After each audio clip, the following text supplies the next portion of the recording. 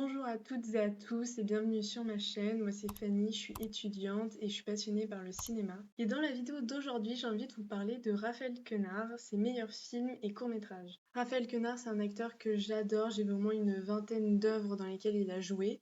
Et ça comprend des longs-métrages, un moyen-métrage, des courts-métrages et même une mini-série. Mais avant de vous faire mon classement de ses meilleures œuvres, j'avais envie de vous expliquer pourquoi Raphaël Quenard spécialement, je trouve que c'est vraiment un acteur qui retient mon attention et pourquoi je l'aime à ce point. Je vous ai déjà dit dans la vidéo précédente, qui était d'ailleurs la toute première vidéo de ma chaîne, que mon acteur préféré c'est Al Pacino.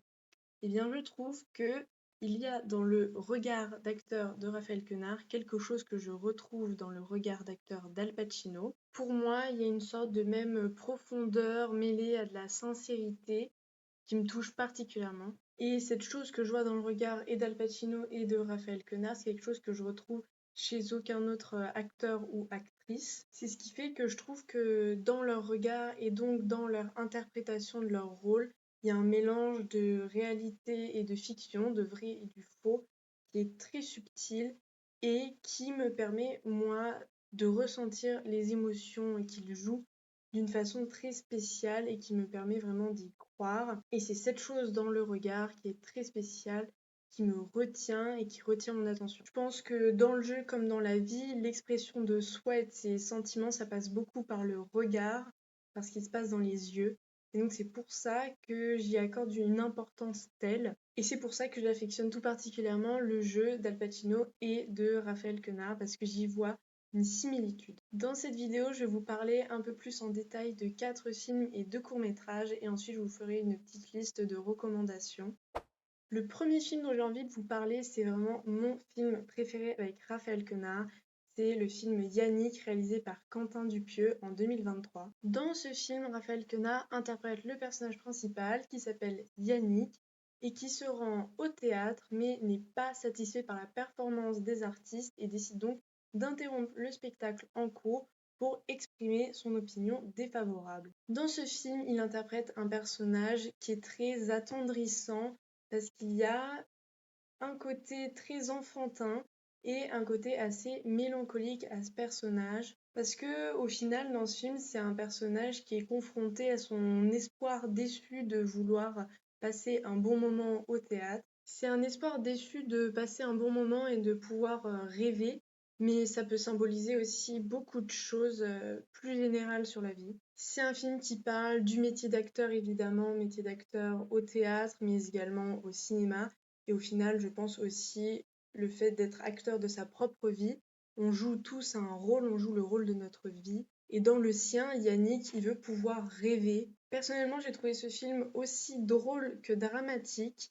Après, c'est de l'humour qui est pas pour tout le monde. Il n'y a pas tout le monde qui va être sensible de la même manière à cet humour, mais moi, ça m'a beaucoup plu. Et je trouve que Raphaël Quenard, dans ce personnage, il est vraiment hilarant. Mais c'est aussi très sincère. C'est un film qui est très honnête, je trouve, et qui laisse sa place à des scènes fortes en émotion. Aussi, c'est un film assez court, à peine 1 heure. Je l'ai regardé au moins 4 fois parce que vraiment j'adore ce film et ce mélange d'humour et de mélancolie, de tendresse et de dureté entre l'espoir, l'imaginaire et au final l'espoir brisé et déçu face à la réalité. C'est un film qui je trouve est très léger mais également très touchant. Il est léger je trouve dans le sens qu'il parle de plein de choses mais avec une sincérité et une honnêteté telle que ça ne rend pas le sujet lourd et pesant. Le deuxième film dont j'ai envie de vous parler, c'est Chien de la casse, réalisé par Jean-Baptiste Durand et sorti en 2023. Et c'est pour ce film que Raphaël Quenard a obtenu son César de la meilleure révélation masculine. Dans ce film, Raphaël Quenard interprète Miralles, le meilleur ami de Dog. Mais ce duo très fort va être perturbé par l'arrivée d'Elsa, qui va devenir la nouvelle petite amie de Dog.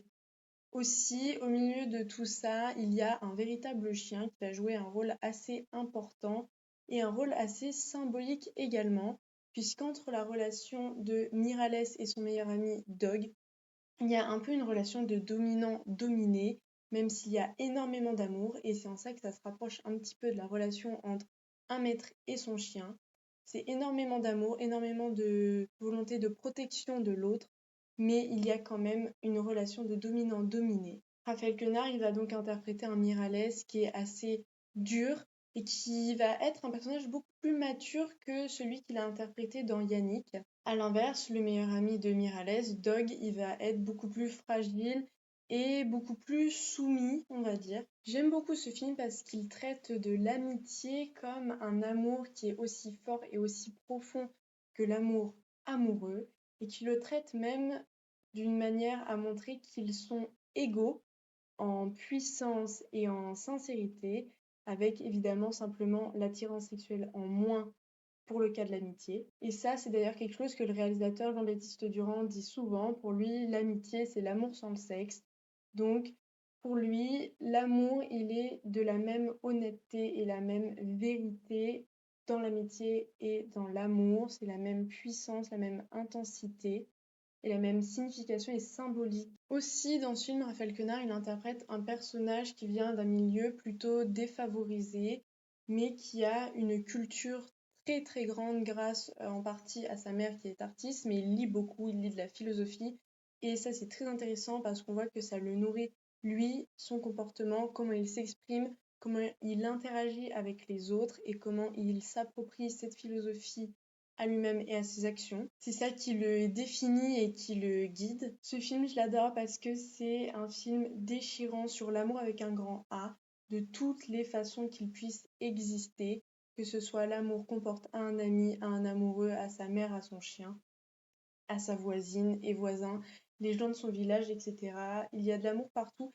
et c'est ça qui guide nos relations avec les autres. Et ce film, je trouve, il analyse vraiment très bien ce rapport de relation qu'ont les gens entre eux. On peut interpréter cet amour que Miralles porte à Doc de plein de façons, mais en tout cas, je trouve que ça résonne beaucoup en moi, cette vision de voir l'amitié comme aussi fort que l'amour classique. C'est cette vision qui m'a beaucoup touchée, mais aussi l'interprétation de Raphaël Quenard dans Miralles, qui est un personnage qui est très blessé et qui se sent en fait obligé de se construire cette carapace très dure et froide, très pragmatique et fataliste face à la vie parce qu'au final il est assez torturé, assez blessé et ça en fait un personnage très intéressant parce qu'en apparence il est très fort comparé à son meilleur ami Dog qui paraît très fragile et faible, mais au final les rôles sont peut-être inversés, peut-être qu'en réalité Dog est bien plus fort que Miralles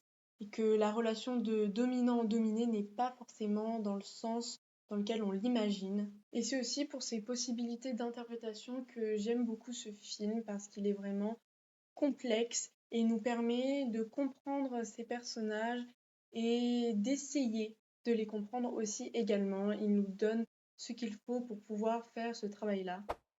Le troisième film dont j'ai envie de vous parler, c'est Je ne me laisserai plus faire, réalisé par Gustave Kernvern et sorti en 2024. C'est un film qui est un peu à la Thelma et Louise. C'est l'histoire de deux femmes qui décident ensemble de prendre une revanche sur la vie et de se venger de ceux qui leur ont fait du mal. À la place de Thelma et Louise, on a Emily et Linda qui vont faire toutes sortes de choses plus ou moins illégales pour mener à bien leur vengeance.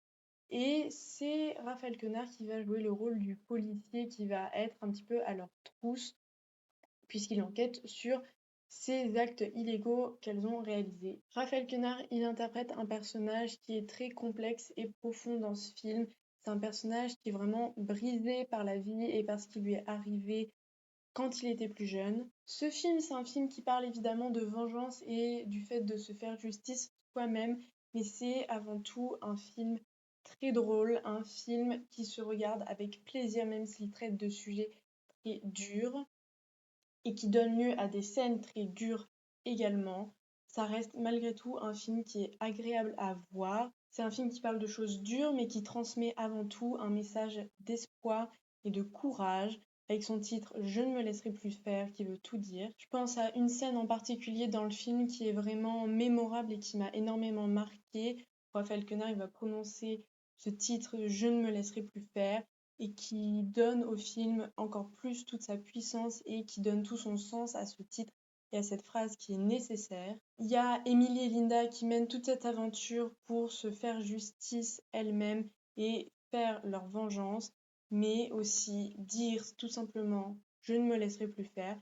ça peut être pour plein de personnes leur vengeance à eux. Parce que pouvoir dire qu'on ne va plus se laisser faire, c'est une revanche sur tout ce qui nous est arrivé et c'est une prise de contrôle sur le reste de notre vie. Ce film, il traite de sujets sombres, mais ça reste un film très lumineux.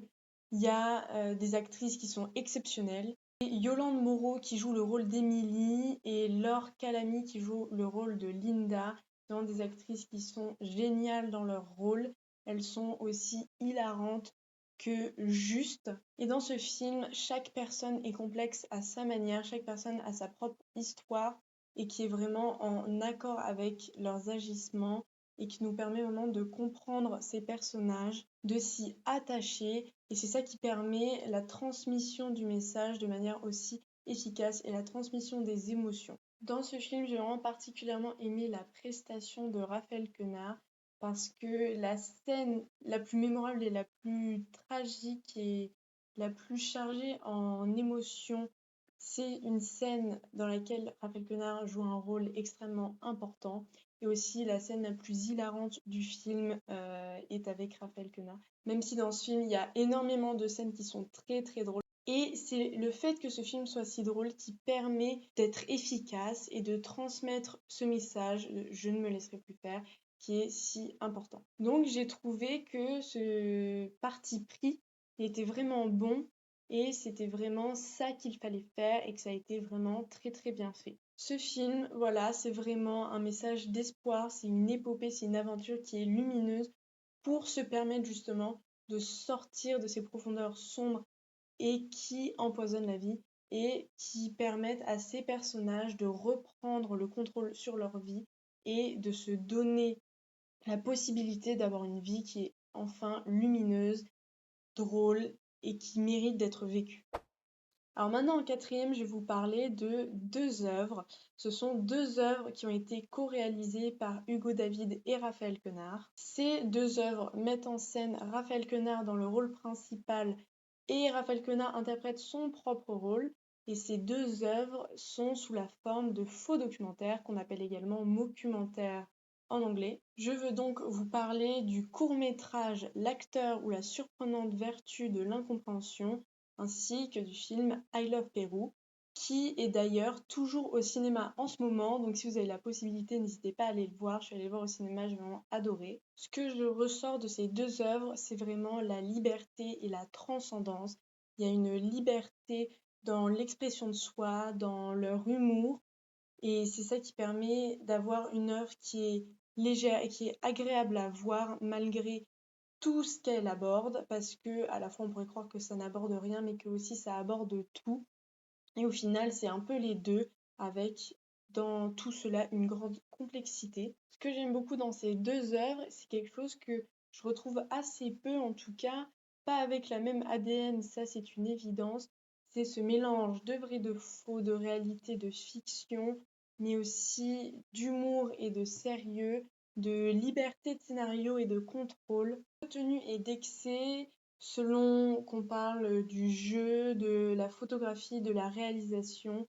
Il y a un assez savant et subtil mélange de plein de choses. Alors j'ai particulièrement aimé la photographie et la direction dans I Love Pérou, qui a été filmé à l'appareil photo et on sent que ça a été filmé à l'appareil photo. Il y a un grain qui est particulier. Et le fait qu'ils vivent, Hugo David et Raphaël Quenard, ce genre d'aventure sur ces deux œuvres ensemble de manière très libérée, ça permet dans la fiction de se rapprocher encore plus du vrai et de dire des choses encore plus intéressantes et honnêtes. Et moi j'ai trouvé que je retrouvais ce regard particulier que j'associe à Al Pacino le plus dans ces deux œuvres, ce court-métrage et ce long-métrage, parce que c'est comme ça, j'ai l'impression que Raphaël Quenard arrive à s'exprimer le mieux et à exprimer qui il est le mieux.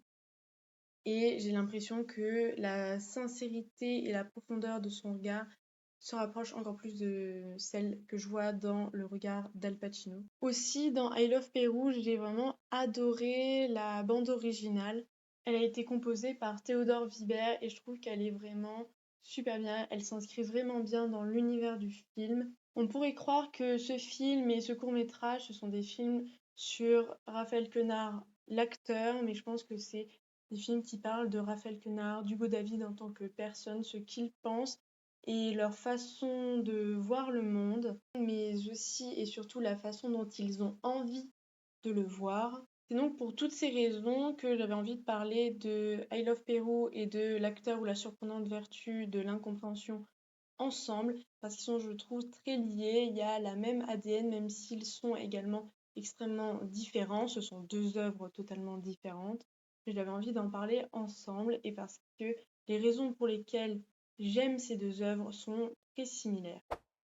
Et donc, pour finir, la sixième œuvre dont j'avais envie de vous parler, c'est Creuse, réalisé par Scaillé. C'est un court-métrage qui est sorti en 2022, dans lequel Raphaël Quenard joue le rôle de Marc, qui va passer quelques jours seul dans la Creuse, dans un chalet, et qui va commencer à développer une capacité d'ouïe assez exceptionnelle. Il va un petit peu devenir fou parce qu'il va commencer à tout entendre beaucoup trop fort, que ce soit le tic-tac de l'horloge, le bruit de sa mâchoire quand il mange, le bruit de son sang qui passe dans ses veines. Il va commencer à être conscient de beaucoup de choses dont il n'était pas conscient avant, et il va commencer à avoir une conscience de lui-même qui va être décuplée, et ça je trouve que c'est vraiment très intéressant d'un point de vue un petit peu philosophique, ce rapport à la conscience de soi et à la conscience de son être.